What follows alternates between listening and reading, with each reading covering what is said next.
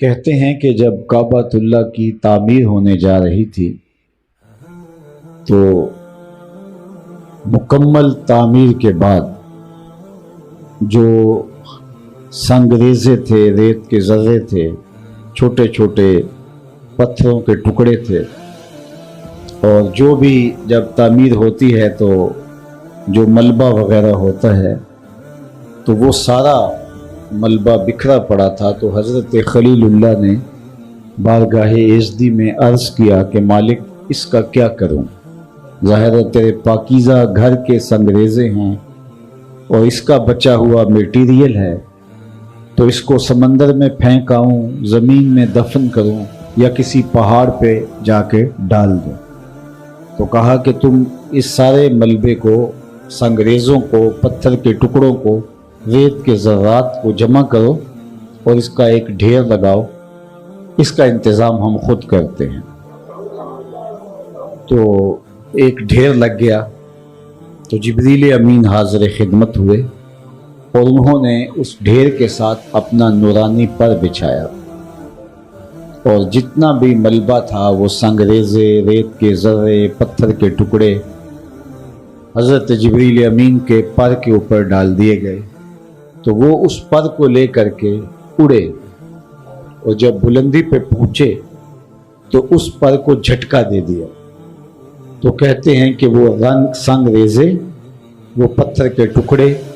وہ ریت کے ذرے پوری دنیا کے اوپر بکھر گئے۔ کوئی کہیں گرا، کوئی کہیں گرا، کوئی کہیں گرا،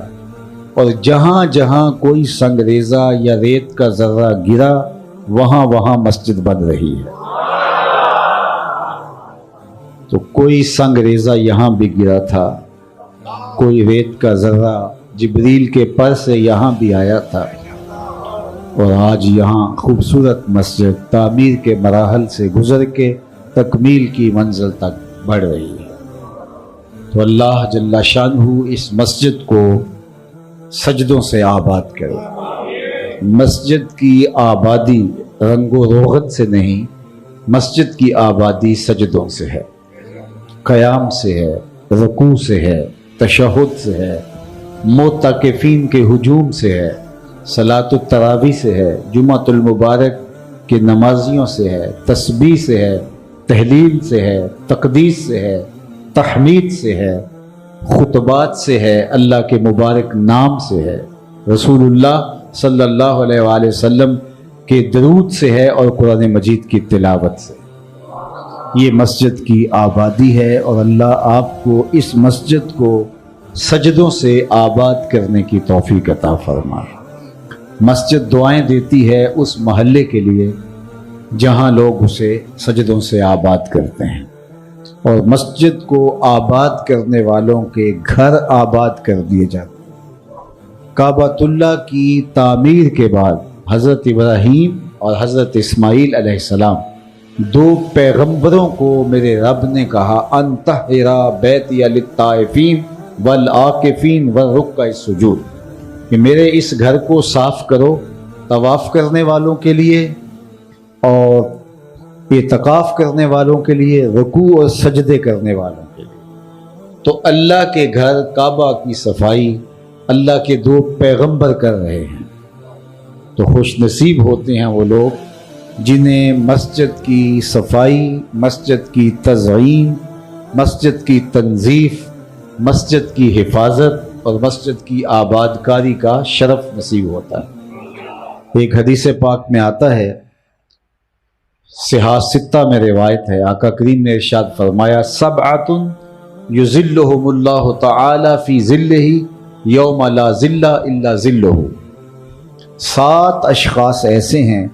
قیامت کے دن جب کوئی سایہ نہیں ہوگا، ان 7 کو اللہ اپنے عرش کا ٹھنڈا سایہ عطا فرمائے۔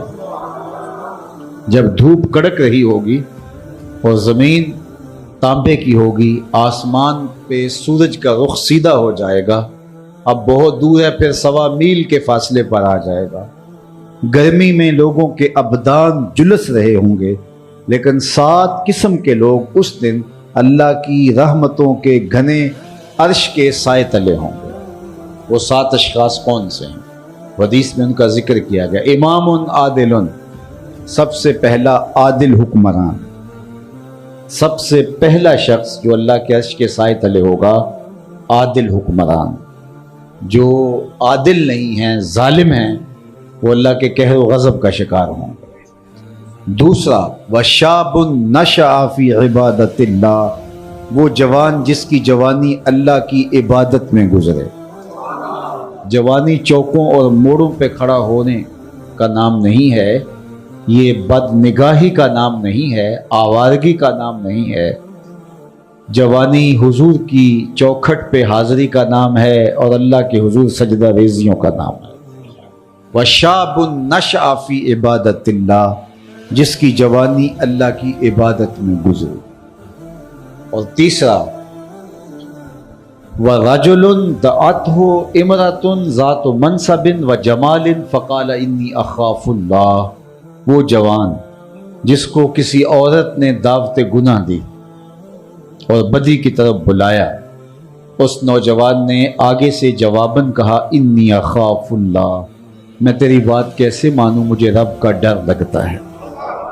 حسن کی پیشکش کو یہ کہہ کے مسترد کر دیا کہ میں تیری بات نہیں مان سکتا، مجھے رب کا خوف مارتا ہے، تو میں کیا منہ لے کے اللہ کے حضور جاؤں گا۔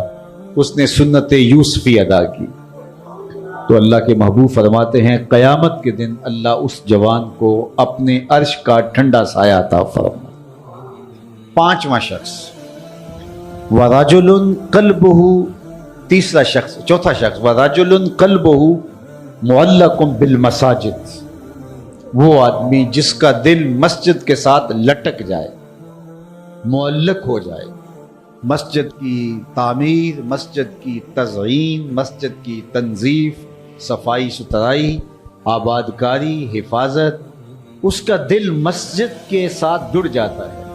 ہر وقت اس کا دل ٹکا ہے مسجد کے ساتھ۔ مسجد جلدی تعمیر ہو جائے، جلدی نمازیں شروع ہو جائیں، یہاں ایسے ہو، یہ انتظام ہو، مسجد کی ملازمت، حاضری۔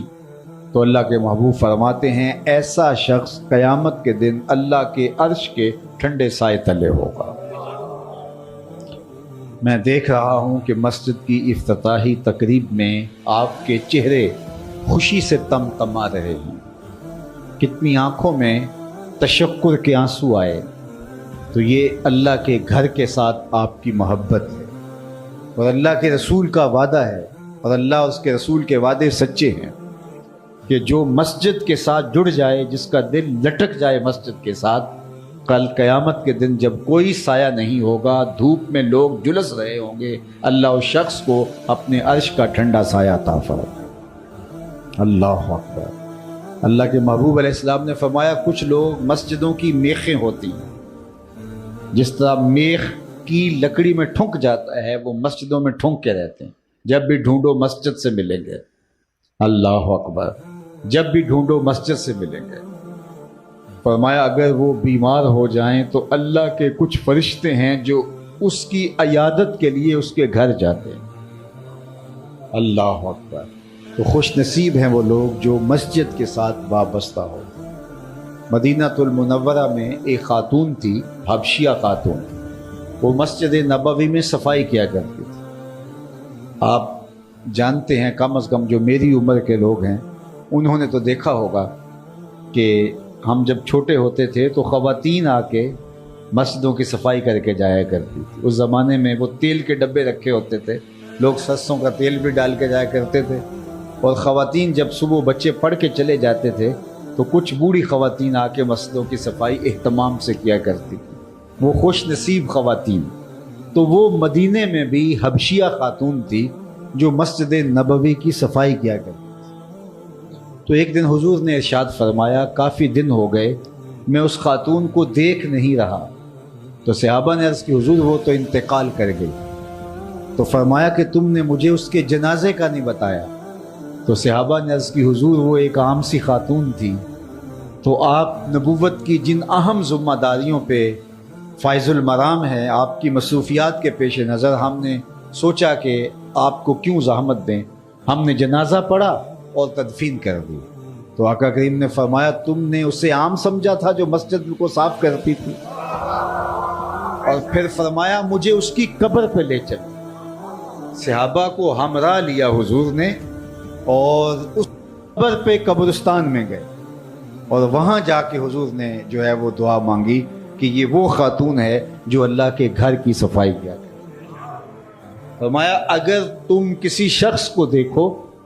کہ وہ مسجد کی دیکھ بھال کر رہا ہے، مسجد کی پین لے رہا ہے، مسجد کی فکر لے رہا ہے،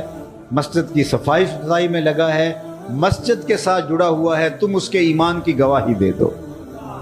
یہ مومن بندہ ہے جو مسجد کے ساتھ جڑا ہوا ہے۔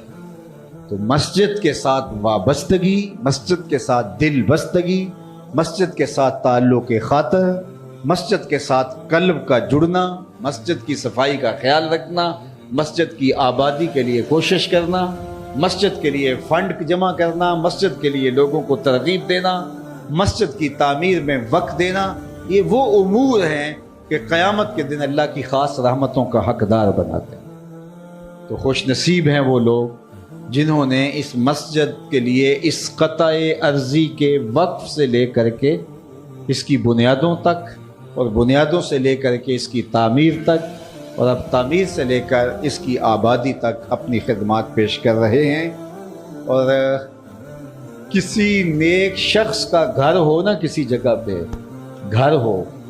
40 گھر، اس کے گھر کے آس پاس برکتیں اس نیک بندے کے گھر کی وجہ سے جاتی ہیں، اور جہاں اللہ کا گھر ہو وہاں کتنی برکتیں اطراف میں پھیلتی ہوں۔ تو خوش نصیب ہیں یہ ہمسائے، 40 یا 70 گھروں تک مختلف روایات کے مطابق ہمسایہ ہوتا ہے۔ تو یہ مسجد کے ہمسایوں کا حق زیادہ ہے کہ وہ مسجد کی آبادی کے لیے کوشش کریں، اپنے بچوں کو بھی لے کر آئیں، خود بھی آئیں، اور 5 گانہ نماز جماعت کے ساتھ اہتمام کے ساتھ پڑھیں۔ اس سے مسجد کی دعائیں حاصل کریں گے اور مسجد سے جڑی ہوئی برکتیں ان کے گھر میں اتریں گی۔ جب کوئی شخص مسجد میں حاضر ہونے کے لیے گھر سے چلتا ہے، اس کے قدم قدم پہ اسے نیکیاں عطا کی جاتی۔ اللہ اکبر! یہ تو ہے جو ہمسایہ ہے، اور جو دور سے ہے تو جو جتنا دور سے چل کے آئے گا اتنی زیادہ نیکیاں ہوگی۔ ایک صاحب نے گھر قریب خریدنا چاہا مسجد کے، اس لیے کہ میں جلدی آ جاؤں گا، چونکہ مجھے دور سے آنا پڑتا ہے، تو اسے روک دیا گیا۔ فرمایا کہ تم وہیں رہو، جتنے قدم زیادہ چل کے آؤ گے اتنی زیادہ نیکیاں تمہارے نامہ اعمال میں درج ہو۔ تو یہ خوش نصیب لوگ ہیں جنہوں نے اللہ کے گھر کی تعمیر کی ہے اور اس کے لیے کوشاں رہے۔ جس طرح ہم شام جب ہوتی ہے تو آسمان کی طرف دیکھتے ہیں، تو آسمان پر ہم چمکتے ہوئے ستارے دیکھتے ہیں۔ آسمان خالی نظر نہیں آتا اگر بادل نہ ہوں، تو ہمیں آسمان پر نظر آتا ہے کہ جگہ جگہ ستاروں کے جرمٹ ہیں، جگمگا رہے ہیں ستارے۔ آسمان والے جب زمین کی طرف دیکھتے ہیں تو انہیں ستاروں کی طرح مسجدیں چمکتی دکھائی، یہاں سے نور، ذکر و فکر، تسبیح پھوٹتی اوپر جاتی ہے، اور ان کو مسجدیں نور کی طرح روشن دکھائی دیتی ہیں۔ تو آسمان والوں کے لیے یہ ستاروں کی مانند ہوتی ہیں۔ تو اس لیے خوش نصیب ہو آپ کہ جنہوں نے اس عالی شان مسجد کو، میں سمجھتا ہوں کہ یہ اس ٹاؤن کا دل ہے، اور اطراف میں پھیلی ہوئی سڑکیں، سامنے پارک، تو یہ ایک اچھا ماحول آپ کو نصیب آیا۔ اور فجر کی نماز کے بعد اشراق تک اگر بیٹھنے کا معمول ہو، جس شخص نے فجر کی نماز پڑھی اور وہیں بیٹھ گیا اور مشغول رہا ذکر و فکر میں، عبادت میں، تلاوت کلام مجید میں، حتیٰ تک کہ سورج بلند ہو گیا ایک نیزے تک، یعنی تقریباً 15 سے 20 منٹ گزر گئے، پھر اس نے صرف 2 رکعتیں پڑھی، تو اس کو اللہ مقبول حج اور عمرے کا ثواب عطا۔ تو مسجدوں کو ذکر سے، تلاوت سے، قرآن مجید کی تلاوت سے آباد کرو، اور جو لوگ مسجد کی خدمت میں پیش ہیں ان کا بھی شکریہ ادا کرو کہ انہوں نے، آج لوگوں کے پاس وقت ہی تو نہیں ہے، وہ کہتے ہیں پیسہ لے لو، وقت نہیں ہمارے پاس، تو جو وقت دیتا ہے، جس نے وقت دیا اور مسجد کی تعمیر کی، وہ ہمارے محسن ہیں۔ سب سے پہلے تو میں ان کا شکریہ ادا کرتا ہوں، ان دوستوں کا جنہوں نے اس مسجد کی تعمیر میں حصہ لیا، ان لوگوں کا شکریہ ادا کرتا ہوں جس نے مسجد کی تعمیر میں مالی معاونت کی،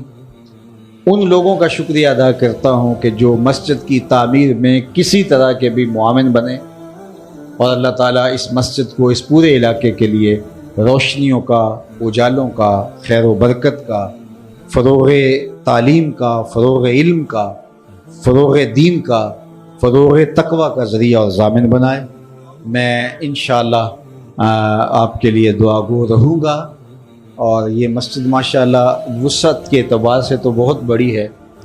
اور مسجد کے بارے میں علماء نے یہ بھی کہا کہ کسی مسجد کو بھی چھوٹا نہیں کہنا چاہیے۔ یہ جو کہہ دیجیے نا بڑی مسجد اور چھوٹی مسجد، تو جس مسجد میں گنجائش نمازیوں کی کم ہو تو اس کو چھوٹی مسجد نہیں کہنا چاہیے، اس کو کہنا چاہیے فلاں مسجد میں نمازی کم آتے ہیں، کیونکہ جو اللہ جل شانہ کے نام سے چیز منسوب ہو گئی وہ چھوٹی نہیں ہو سکتی، وہ بڑی ہے۔ تو یہ عمومی طور پہ ہمارے ہاں کہا جاتا ہے کہ چھوٹی مسجد اور بڑی مسجد۔ علماء نے لکھا ہے کہ مسجد چاہے 2 مرلے کی ہو، مسجد چاہے 10 نمازیوں کی ہو، تو یہ کہنا چاہیے اس میں نمازی کم آتے ہیں، لیکن یہ کبھی نہیں کہنا چاہیے چھوٹی مسجد۔ تو ماشاءاللہ یہ بڑی مسجد ہے، اور یہ تو ویسے بھی بڑی ہے جو رقبے کے اعتبار سے بھی، تو رقبے کے اعتبار سے یہ بڑی مسجد جو ہے یہ آج ہی بتا رہی ہے کہ یہ جگہ کم ہے، اور تنگ دامانی کا اظہار کر رہی ہے۔ اور انشاءاللہ یہاں تسلسل کے ساتھ اجتماعات بھی ہوتے رہیں گے، جمعۃ المبارک کا سلسلہ نور بھی ہوگا، اور ماشاءاللہ جو ہے وہ ربیع الاول شریف آنے والا ہے، حضور کے ذکر کی خوشبو بھی پھیلے گی، اور پھر ماہ صیام رمضان المبارک تو بہار کا موسم ہوتا ہے، کیا دل آویز مرحلے ہوں گے۔ انشاءاللہ جو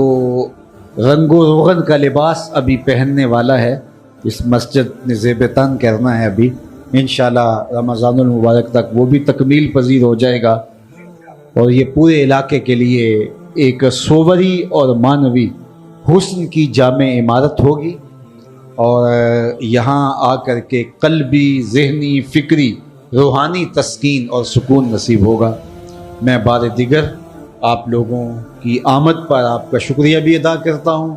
آپ افتتاحی تقریب کے اس موقع پر جمع ہوئے، تو جو لوگ باہر سے آئے ہیں ظاہر ہے وہ تو اس طرح تسلسل سے نہیں آ سکتے، کوئی اجتماع ہو یا جمعہ کا تو تبھی آئیں گے، لیکن جو نمازوں کے پنجگانہ اوقات کے اندر تمام اہل محلہ جو ہے وہ اسی ذوق اور شوق کے ساتھ شامل ہوں۔ اللہ تعالیٰ اس مسجد کو مزید برکتوں اور رحمتوں سے مالا مال فرمائے، اور اس کے اندر اترتی ہوئی برکتوں سے ہمارے گھروں کے اندر چراغاں کر دے۔ میں اس پوری بستی کے لیے، اس پورے ٹاؤن اور سوسائٹی کے لیے دعا کرتا ہوں، اللہ جل شانہ اس پوری سوسائٹی کو اپنی خاص پناہ میں رکھے، اور جو لوگ اس مسجد کے ساتھ جڑے ہیں، اس مسجد کی تعمیر میں حصہ لیا، اللہ تعالیٰ جل شانہ ان کی نسلوں کو بھی آباد رکھے، اللہ ان کو ہمیشہ شاداب رکھے۔ جس نے اس مسجد کی تعمیر میں 1 روپیہ بھی دیا ہے، اللہ اس کو اتنا عطا کرے کہ زندگی بھر کمی ہونے واقعہ نہ پائے،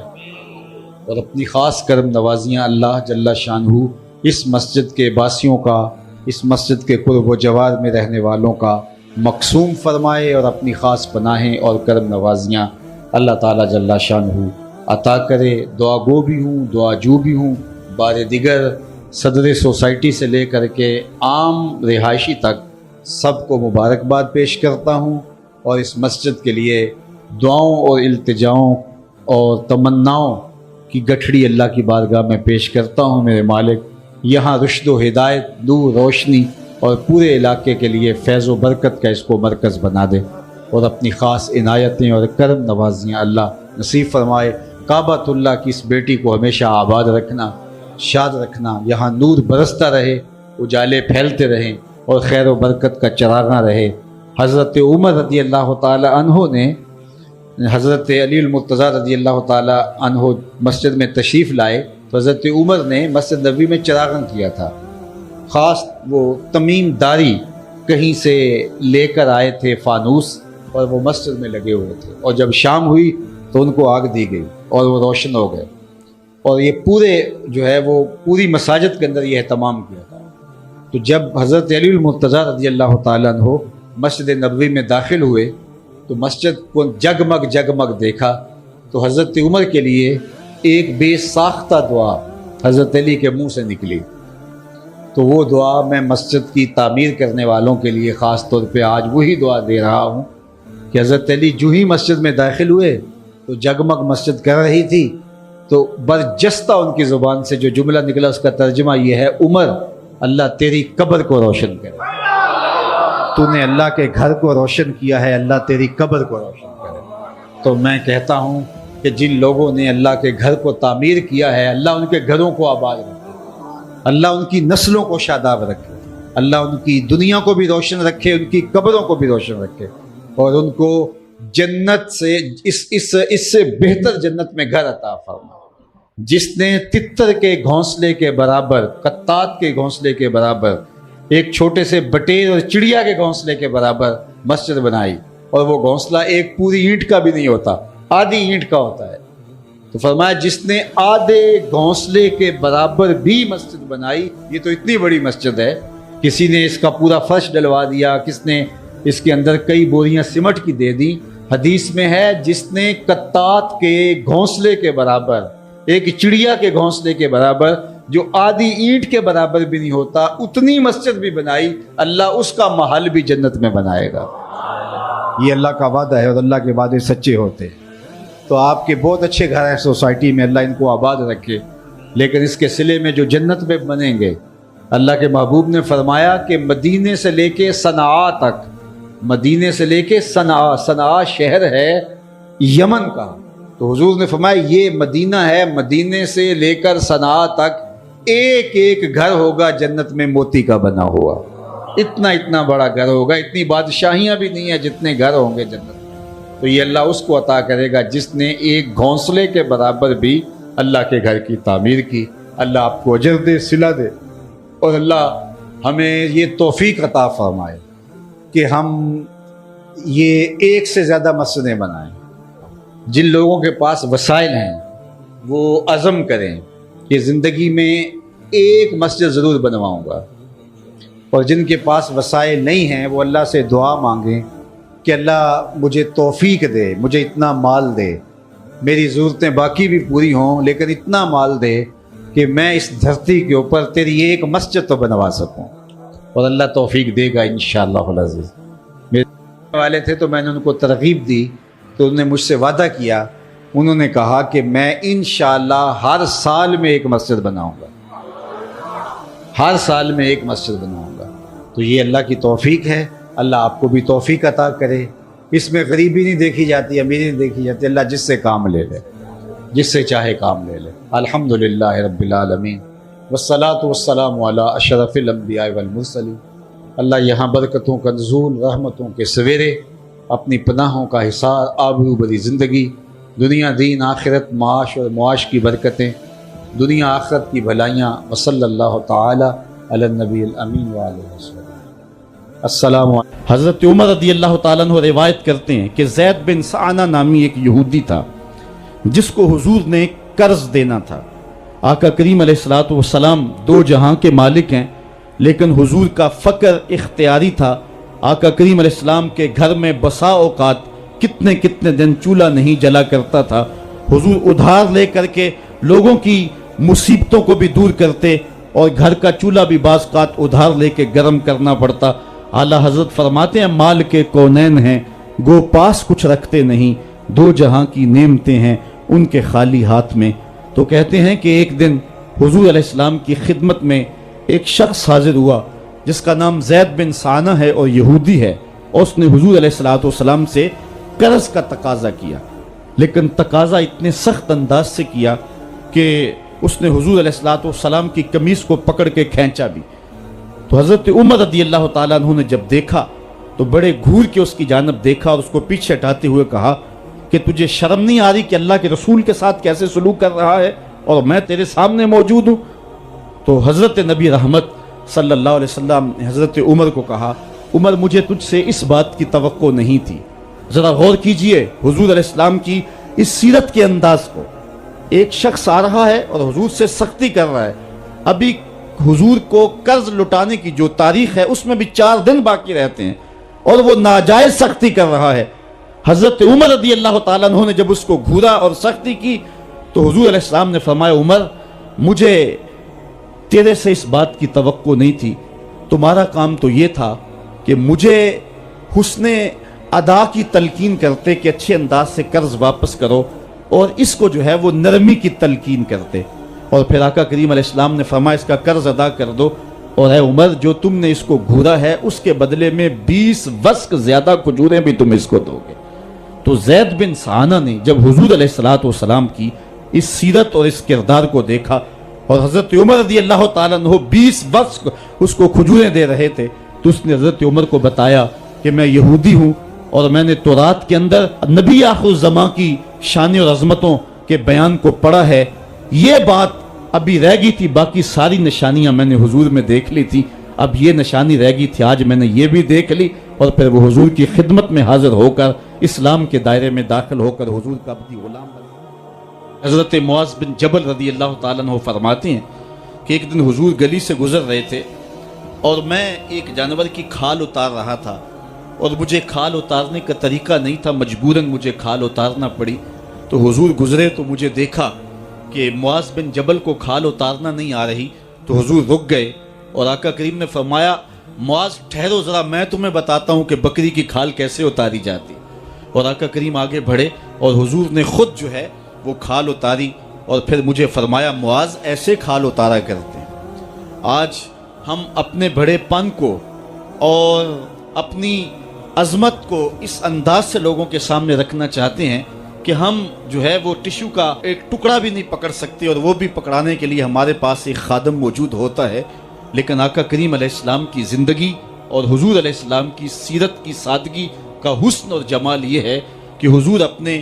کپڑوں کو خود مرمت کر لیتے ہیں اور اپنے دیگر کام خود کرتے ہیں اور بطیب خاطر کرتے ہیں، اور اس میں کوئی چیز اپنے لیے شرمندگی کی محسوس نہیں کرتے ہیں۔ حضرت حسن رضی اللہ تعالی عنہ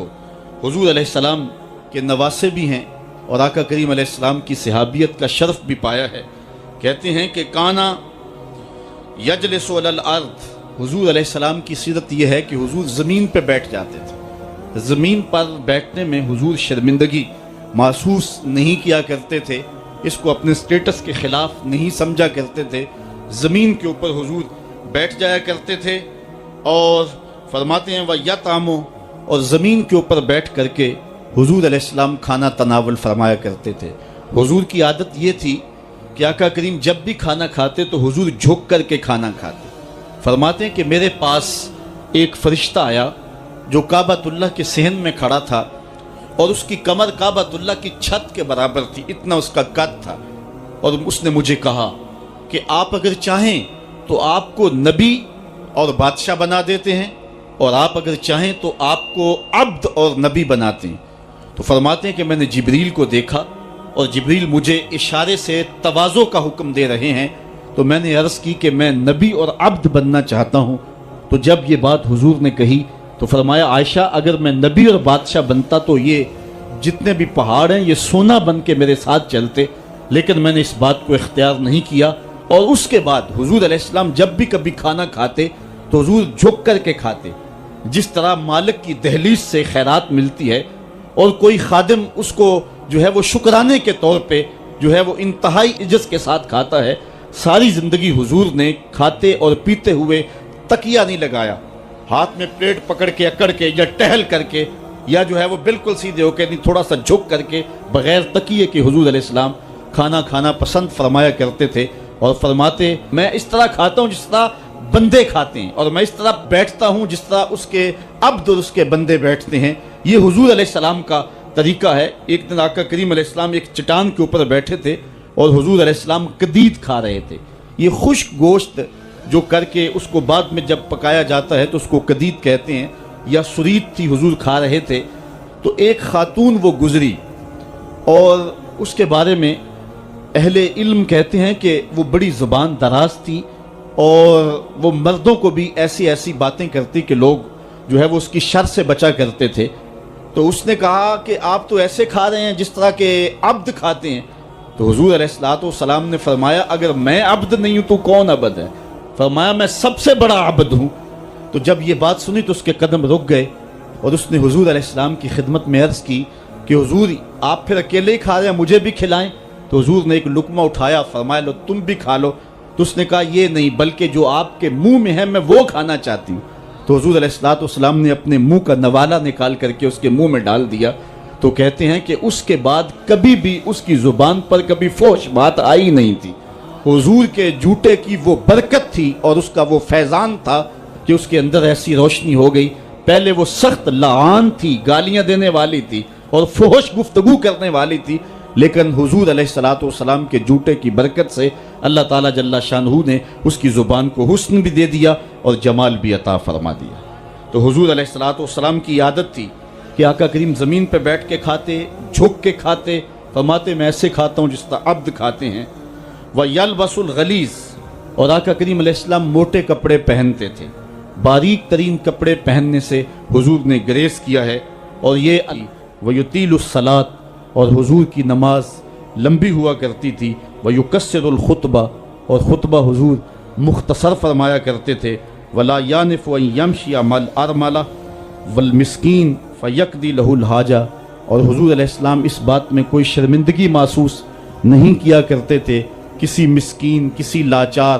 کسی بیوہ، کسی یتیم اور کسی مسکین کے ساتھ چلیں اور اس کے کام آئیں اور مصیبت میں اس کا دکھ بانٹ دیں اور اس کی حاجت کو حضور پورا فرما دیں۔ یہ حضور علیہ السلام کی سیرت کے وہ روشن پہلو ہیں کہ آقا کریم علیہ السلام کی سیرت زمانے کے سامنے ایسا نور بانٹتی ہے، ایسے اجالے پھیلاتی ہے۔ ایک شخص نے حضور علیہ السلام سے وعدہ کیا کہ آپ یہاں رکیں اور میں ابھی آتا ہوں، تو آقا کریم علیہ السلام اس کے انتظار میں وہاں رکے۔ 3 دن گزر گئے اور وہ نہ آیا، چونکہ حضور وعدہ کر چکے تھے کہ میں تیرے آنے تک یہاں رہوں گا۔ تیسرے دن اس کو جا کے یاد آیا تو وہ واپس پلٹا، تو آقا کریم نے جواب میں صرف اتنی بات کہی، آپ نے فرمایا یا فتح قد شککت علیہ، اے نوجوان تو نے تو مجھ کو مشقت میں ڈال دیا۔